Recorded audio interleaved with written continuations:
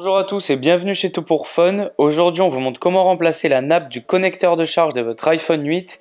Donc c'est une réparation qui vous prendra environ 1 heure pour une difficulté notée 4 sur 5.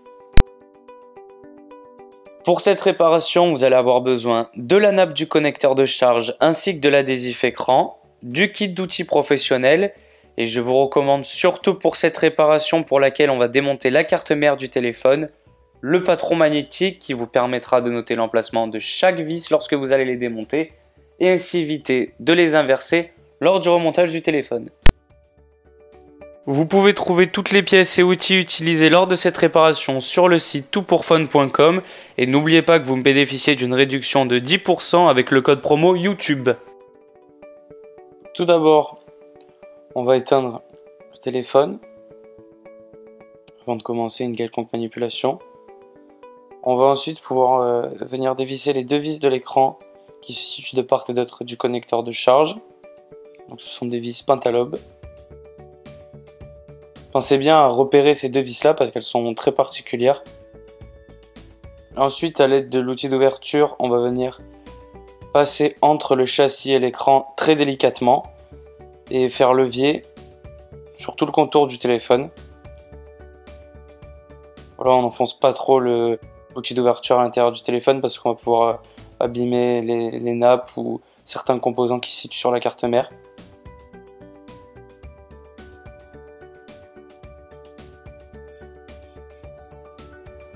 Alors ça sert à rien d'aller plus haut que le bouton power et le bouton volume. Et ensuite, voilà, on va simplement venir soulever l'écran comme ceci. Et on le positionne à 90 degrés sur le châssis. Pas plus afin de ne pas abîmer les nappes. On va dévisser ces 4 vis. Vis qui tiennent une plaque sous laquelle se situent les deux nappes de l'écran ainsi que la nappe de la batterie.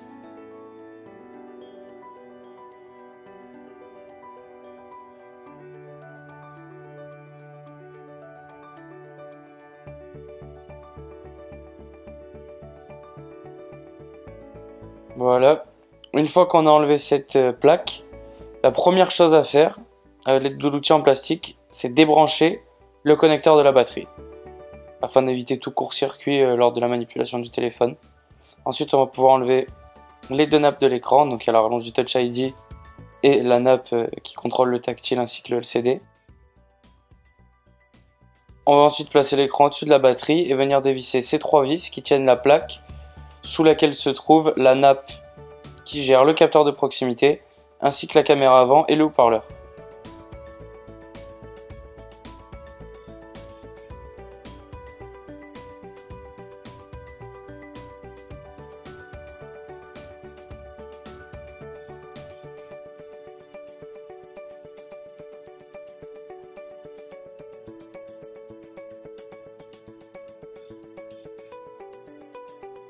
Voilà, on retire la plaque et on a donc accès à cette fameuse nappe qui se trouve ici.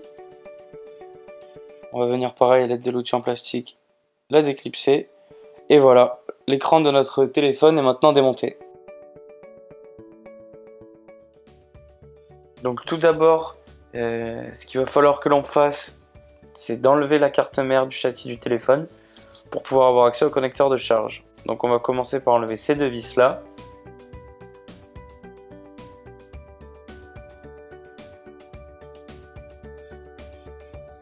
Voilà, donc maintenant on va pouvoir enlever cette petite plaque qui maintient une nappe.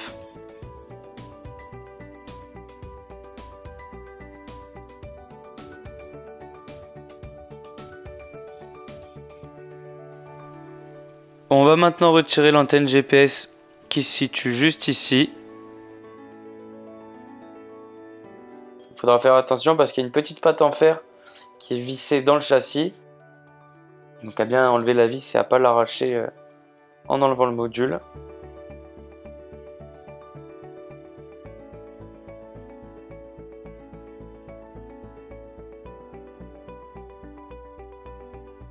Et on a accès à une autre vis qui est vissée sur la carte mère et qui est reliée par le biais d'une petite pièce en métal au châssis. Donc on enlève ces deux vis.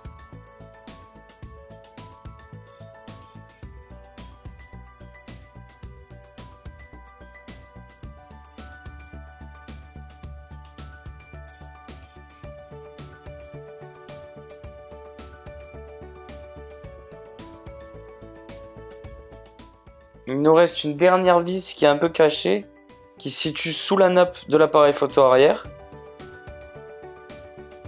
Et en plus elle est recouverte de mousse, donc on la voit vraiment pas. Il faut pas oublier de la dévisser. Alors, elle se situe juste là, donc n'hésitez pas à enlever un peu la mousse qui est sur la tête de la vis.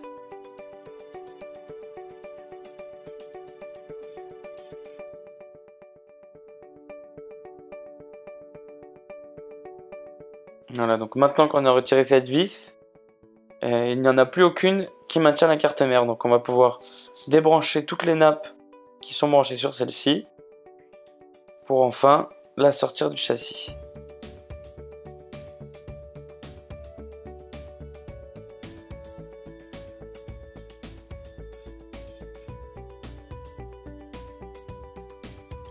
Donc une fois qu'on a débranché toutes les nappes, on va pouvoir sortir le tiroir de la carte SIM et pousser le petit picot d'éjection. Et maintenant, à l'aide de l'outil en plastique, on va pouvoir soulever la carte mère délicatement. Donc on retire bien les nappes afin qu'elles ne nous gênent pas pour sortir la carte mère. Et on peut la retirer comme ceci. Voilà. On va pouvoir maintenant passer aux étapes suivantes. Donc maintenant qu'on a enlevé la carte mère du châssis, on va pouvoir démonter le module haut-parleur ainsi que le tactile. Donc on commence par enlever les vis qui maintiennent le haut-parleur.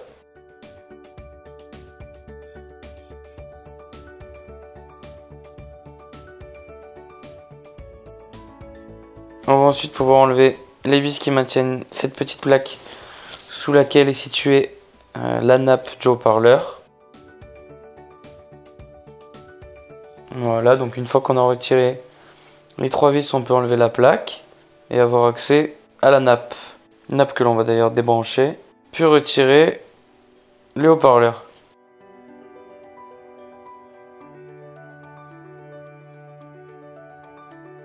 On va maintenant passer au démontage du module taptique, donc qui est maintenu par ces 2 vis.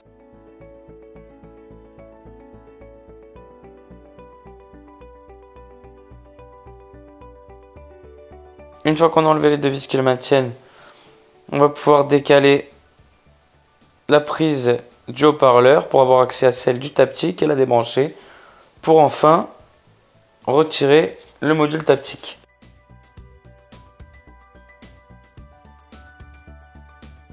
Donc on a maintenant accès au connecteur de charge.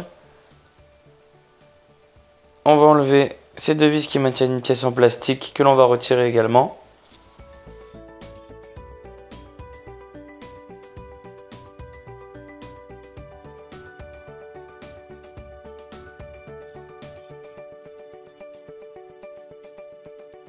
On va maintenant enlever ces vis là qui maintiennent le connecteur de charge ainsi que les 2 vis qui sont vissées de part et d'autre du connecteur de charge sur le châssis.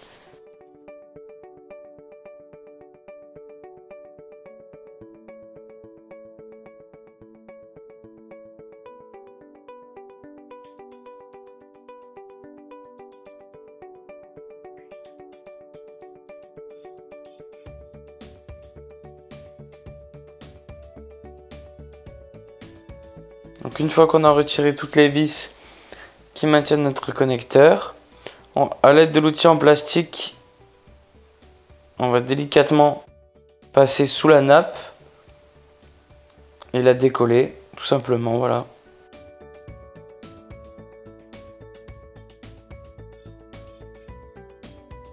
Une fois qu'on arrive à ce niveau-là, on va débrancher la prise du haut-parleur. Puis on va pouvoir continuer à décoller notre connecteur. Donc à ce niveau-là, il y a le micro qui est collé sur le châssis du téléphone qui normalement s'en va sans trop poser de problème.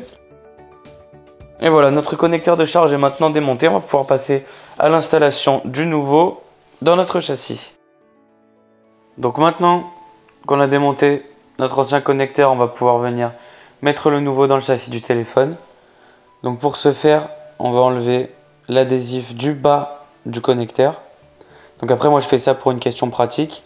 Si vous préférez enlever tous les adhésifs et venir le coller dans le châssis, c'est comme vous le préférez. Moi je trouve que c'est plus pratique de d'abord coller le bas pour ensuite, s'il y a besoin, le replacer avant de le coller entièrement. Mais ça c'est vraiment comme vous préférez. Donc une fois qu'on a retiré l'adhésif du bas, on va venir plier les micros comme ceci. Et un petit peu les pattes en fer qui se situent aussi à côté des micros. Alors ça sert à rien de trop plier la nappe parce qu'on risque de l'abîmer. De toute façon, quand on va mettre le connecteur en place, normalement ils vont se mettre en place. Donc ça c'est pareil, on pourra toujours réajuster si jamais ils ne sont pas au bon emplacement dès le début. Donc une fois que le connecteur est en place, ce que je vous conseille de faire, c'est de mettre les deux vis qui sont sur le bord du châssis. Comme ça, il y a déjà 2 points d'attache et puis après, s'il y a besoin de réajuster le placement de la nappe, on va pouvoir le faire par la suite.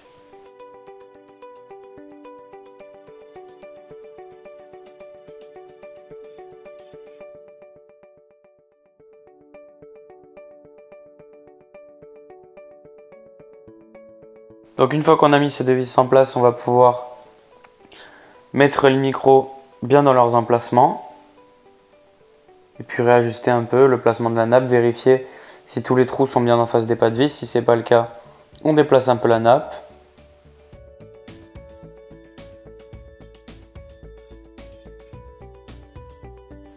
On va pouvoir ensuite remettre la vis qui maintient le connecteur en place.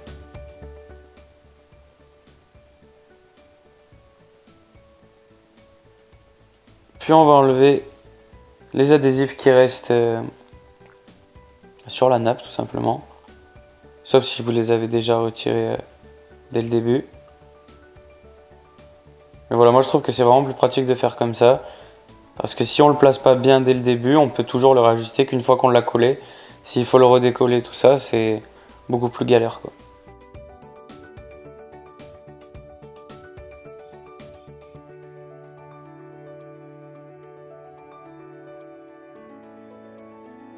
Voilà, donc une fois qu'on est sûr que notre connecteur est bien en place, on va pouvoir remonter toutes les pièces. Donc on commence par cette petite pièce en plastique, maintenue par deux vis.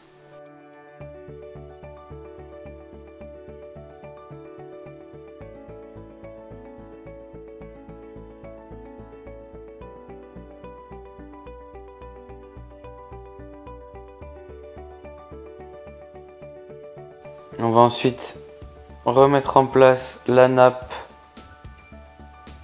du haut-parleur. Alors c'est pas très pratique parce que la prise sur la nappe du connecteur est vraiment toute petite. Donc je vous invite d'abord à placer la nappe et ensuite venir appuyer dessus pour la clipser. Donc il faut vraiment être bien en face. Voilà, une fois que c'est fait, on va remettre le taptic.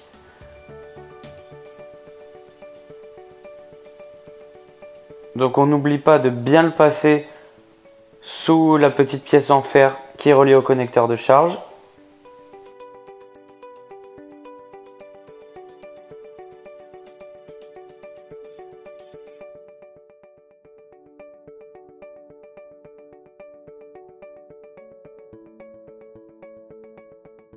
On va maintenant pouvoir remettre les deux vis qui maintiennent le taptic dans le châssis.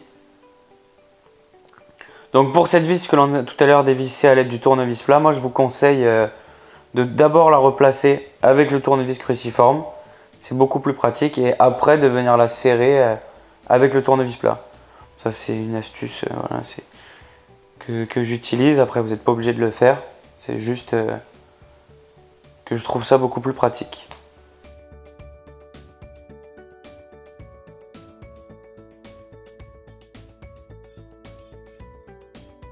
On revient ensuite mettre en place la nappe du haut-parleur ainsi que le haut-parleur. Donc on met bien la nappe coaxiale en place comme ceci. On vérifie qu'il soit bien placé. Une fois qu'on est sûr de ça, on va pouvoir remettre les vis qui le maintiennent. et la petite plaque qui maintient la nappe du haut-parleur.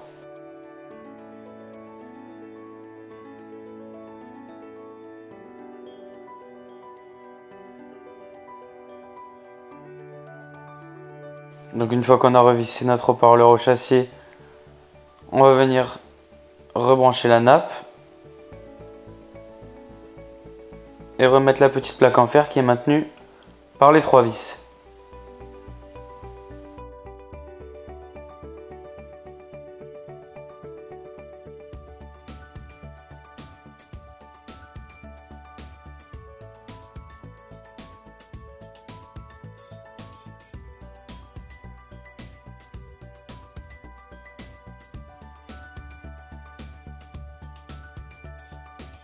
Une fois que c'est fait, on va remettre les 2 dernières vis qui maintiennent le connecteur de charge.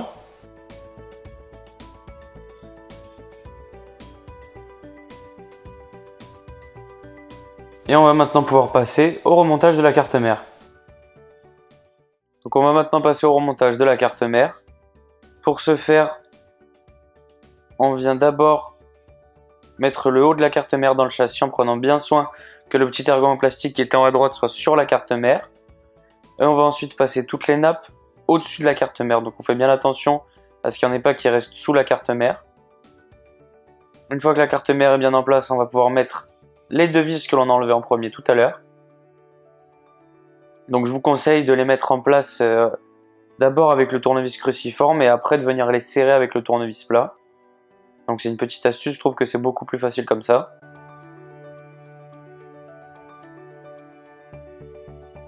Donc une fois qu'on a serré nos 2 vis, on va venir mettre celle qui se situe sous la nappe de l'appareil photo.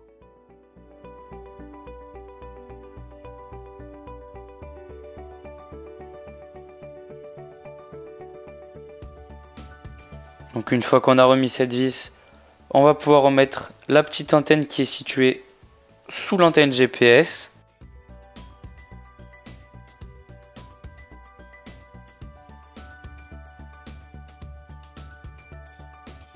Donc cette petite antenne est maintenue par 2 vis, une longue, une courte. La plus longue va sur la carte mère et la plus courte sur le châssis du téléphone.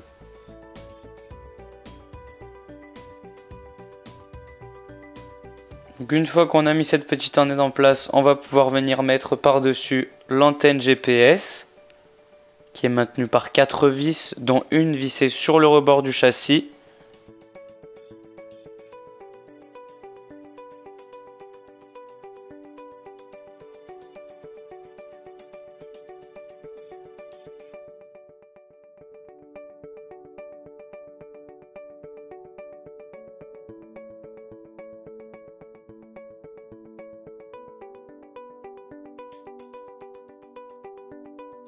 Une fois que c'est fait, on va rebrancher le connecteur de la nappe Power, bouton volume, mute et flash. Et on va venir remettre la plaque qui maintient cette nappe en place. Donc cette plaque est maintenue par 2 vis. La plus longue des 2 vis va dans le trou qui est le plus près du châssis du téléphone. Donc surtout n'inversez pas ces 2 vis. J'insiste vraiment là-dessus. Surtout, n'inversez pas une vis longue avec une vis courte parce que vous allez endommager votre carte mère. Donc une fois que cette petite plaque est en place, on va rebrancher toutes les nappes de la carte mère.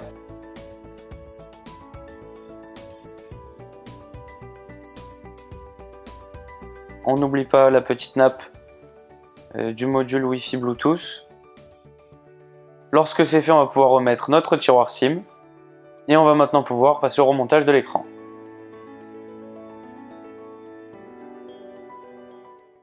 Donc dans un premier temps, ce que l'on va faire, c'est mettre en place l'adhésif d'écran.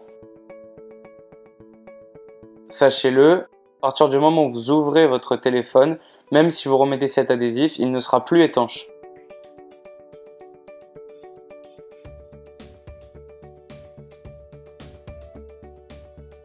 Donc on vient placer l'adhésif dans le châssis du téléphone.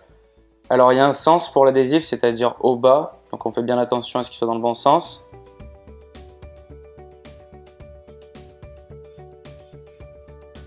fois qu'il est bien positionné, on appuie dans un premier temps avec les doigts pour le plaquer contre le châssis. On se munit ensuite de l'outil en plastique.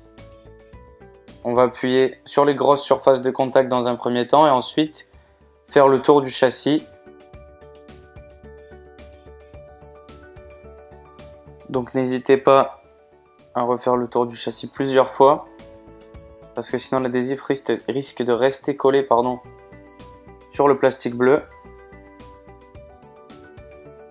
Donc une fois qu'on a bien plaqué l'adhésif contre le châssis, on va lever le plastique bleu délicatement en prenant bien soin de ne pas décoller l'adhésif. Donc si c'est le cas, n'hésitez pas à replaquer l'adhésif et à rappuyer avec l'outil en plastique. Maintenant qu'on a mis l'adhésif en place, on va pouvoir remonter notre écran. Donc on va le positionner au-dessus de la batterie et on va délicatement brancher la nappe qui alimente le capteur de proximité et la caméra avant. On va ensuite venir mettre la plaque de maintien par-dessus. Là qui est maintenue avec 3 vis.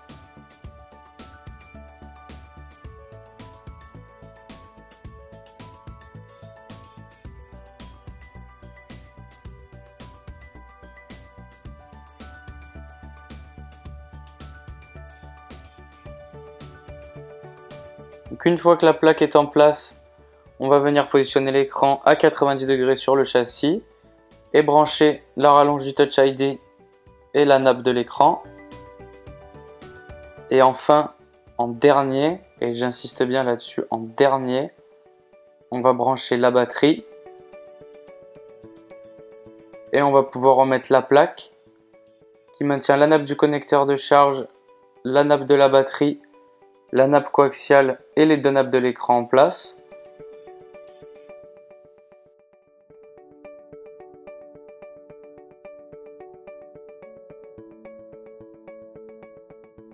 Donc là il faut faire très attention parce que les 4 vis ne sont pas les mêmes et il faut surtout pas les inverser, d'où l'utilité du patron magnétique.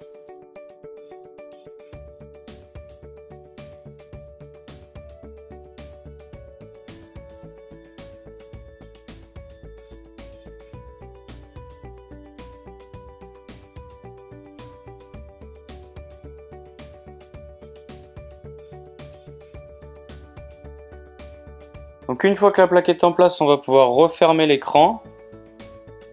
Donc on le plaque bien de chaque côté du téléphone et enfin en bas. Donc n'hésitez pas à appuyer, comme ça l'adhésif prend bien sur l'écran.